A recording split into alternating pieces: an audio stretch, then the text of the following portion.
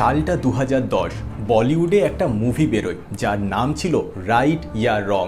মুভিতে দেখানো হয় কিভাবে একজন পুলিশ অফিসার তার ওয়াইফের এক্সট্রা ম্যারিটাল অ্যাফেয়ারের ব্যাপারে জানতে পেরে যাওয়ায় সেই অফিসার তাদের দুজনকে খুবই কোল্ড মাইন্ডে একেবারে প্ল্যান্ড ওয়েতে মার্ডার করে এবং সেটাকে সেলফ ডিফেন্সের নামে চালিয়ে দেয়।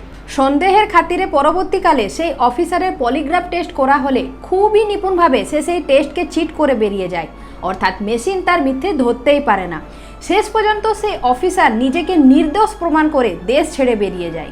এখন তাহলে তো অবশ্যই একটা প্রশ্ন এসে দাঁড়ায়, এটা কি শুধুমাত্র মুভিতেই সম্ভব নাকি বাস্তবেও এই পলিগ্রাফ টেস্টকে ধোঁকা দেওয়া হয়ে থাকে? কিভাবে আসুন জেনে নিই আজকের এই ভিডিওতে। নমস্কার, আমি প্রসূন ও আমি Pallavi. Welcome to our channel প্রায়ণভি। ইনভেস্টিগেশন এজেন্সি বা পুলিশ যখন কোনো কেসের তদন্তে নেমে প্রমাণের কোনোই কুল কিনারা খুঁজে পায় না, কখনো বা প্রমাণের পটুকুকেও লোপাট করে দেওয়া হয়, সে সময় পুলিশ বা ইনভেস্টিগেশন এজেন্সির কাছে একটি উপায় বেঁচে থাকে, আর সেটি হলো লাই ডিটেকশন টেস্ট। বাংলায় যদি বলি তো মিথ্যে শনাক্তকারী পরীক্ষা।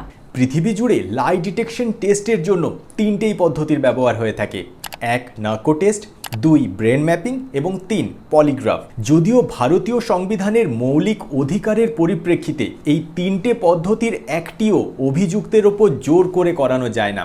কোর্টের অনুমতির পাশাপাশি সেই মানুষটির থেকেও লিখিত অনুমতির প্রয়োজন পড়ে, তবে গিয়ে এই টেস্টকে কন্ডাক্ট করা হয়ে থাকে। এমনকি সবচেয়ে গুরুত্বপূর্ণ ব্যাপার হলো এই লাই ডিটেকশন টেস্ট থেকে বেরিয়ে আসা তথ্য আদালতে প্রমাণ হিসেবে গ্রহণও পর্যন্ত হয় না। কিন্তু হ্যাঁ, এই পরীক্ষা পদ্ধতি থেকে বেরিয়ে আসা তথ্যের ওপর ভিত্তি করে যদি কোনো প্রমাণ সংগ্রহ করা হয়ে থাকে তাহলে সেটা আদালতে একটা পুক্ত প্রমাণ হিসেবে গৃহীত হয়।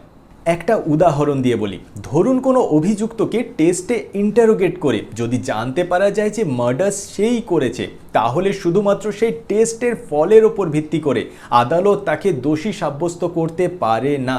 কিন্তু টেস্টে যদি এটা জানতে পারা যায় যে সে কি দিয়ে মার্ডার করেছে এবং সেই অস্ত্র সে কোথায় লুকিয়ে রেখেছে, এরপর সেই অস্ত্র উদ্ধার করে যদি তার থেকে অভিযুক্তের কোনো লিঙ্ক পাওয়া যায়, লাইক ফিঙ্গারপ্রিন্ট বা অন্য কোনো কিছু, সেক্ষেত্রে সেটা কোর্টে পুক্ত প্রমাণ হিসেবে গৃহীত হয়ে থাকে।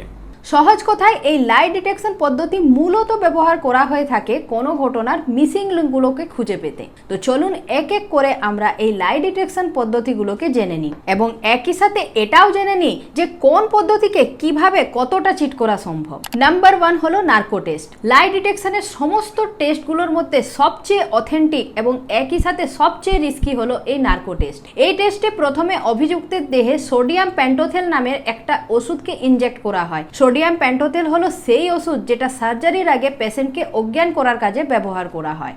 আর এই ওষুধের একটা নির্দিষ্ট সীমিত মাত্রা থাকে যেটা অভিযুক্তের শরীরে ইনজেক্ট করলে সে এমন বিশেষ অবস্থায় পৌঁছে যায় যেখানে সে পুরোপুরিভাবে অজ্ঞান তো হয় না, কিন্তু সেই মানুষটার ইমাজিনেশন, ক্রিয়েটিভিটি, অ্যানালিটিক্যাল এবিলিটি, কিছু বানিয়ে বলার ক্ষমতা, এসবের কোনোটাই আর কাজ করে না। আর ঠিক এই অবস্থায় অভিযুক্তের ওপর ছোট্ট ছোট্ট প্রশ্ন করতে থাকলে অভিযুক্ত ওষুধের ঘোরে সমস্ত সত্যি বলে দিতে বাধ্য।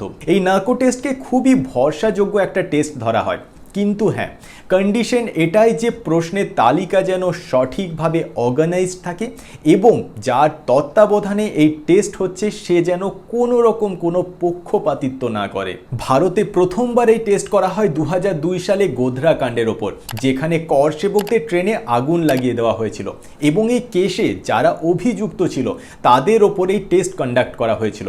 এরপর থেকে এই নার্কো টেস্ট ভারতে আরও অনেকবারই কন্ডাক্ট করা হয়েছে। এই নার্কো টেস্টের রিস্ক ফ্যাক্টরগুলোকে যদি কনসিডার করি তো একদিকে যেমন ওষুধের ডোজ বেশি পড়ে গিয়ে অভিযুক্তের প্রাণের আশঙ্কা থেকে যায়, উল্টো দিকে ওষুধের ডোজ আবার কম পড়ে গেলে অভিযুক্তের বানিয়ে মনগড়ন কিছু বলে ফেলার একটা চান্সও থেকে যায়। নাম্বার 2 হলো ব্রেন ম্যাপিং। সারা পৃথিবীর মধ্যে ভারতই একমাত্র দেশ যে এই ব্রেন ম্যাপিং এর রেজাল্টের উপর ভিত্তি করে 2008 সালে এক অভিযুক্তকে যাবজ্জীবন কারাদণ্ড দিয়েছিল।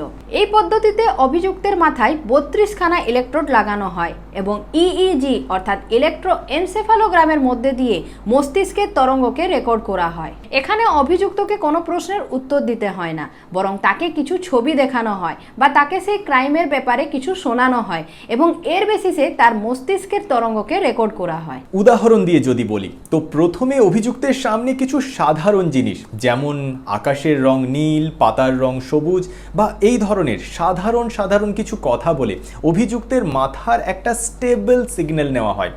এরপর অভিযুক্তকে তার ক্রাইম রিলেটেড কিছু বলা হয়, যেমন আমি মার্ডার করেছি, মার্ডারের পর ওয়েপন আমি নদীতে পুঁতে রেখেছি।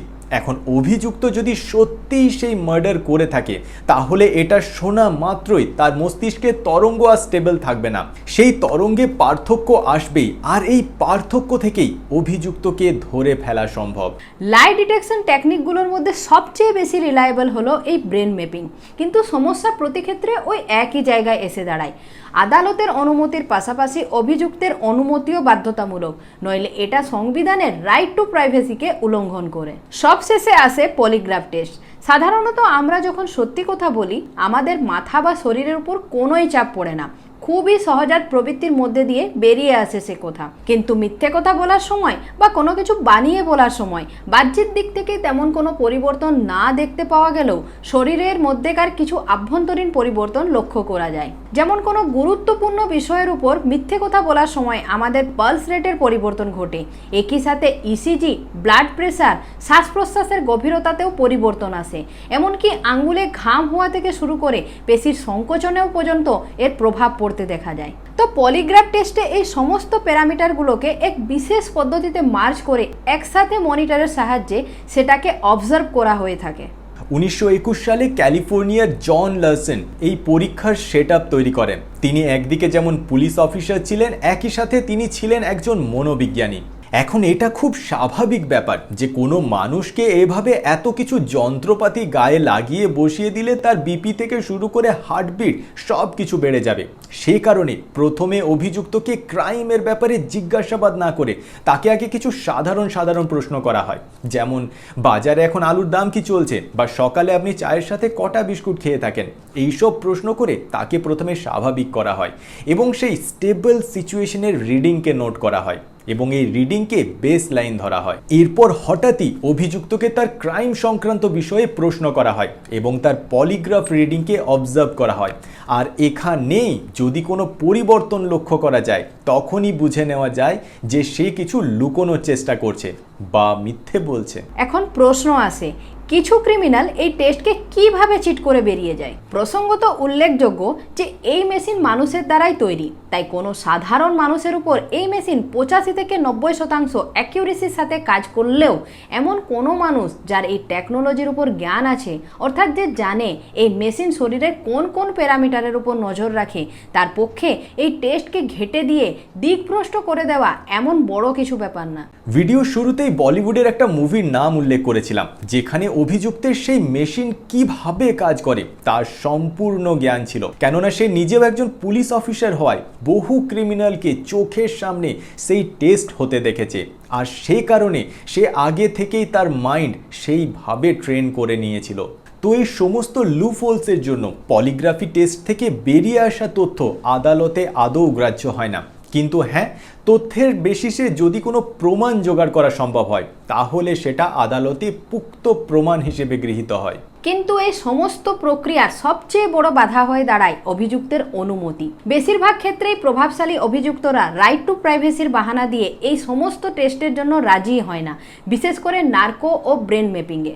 তাই এই ব্যাপারে আমাদের দেশের আইনে একটা পরিবর্তন অবশ্যই আনা দরকার, আর সেটা হলো কিছু ঘৃণ্যতম অপরাধ যেমন রেপ বা মার্ডার, এই সব ক্ষেত্রে অন্তত লাই ডিটেকশনকে যেন বাধ্যতামূলক করা হয়। ভিডিওটি ইনফরমেটিভ মনে হয়ে থাকলে অবশ্যই একটা লাইক করতে ভুলবেন না। ধন্যবাদ।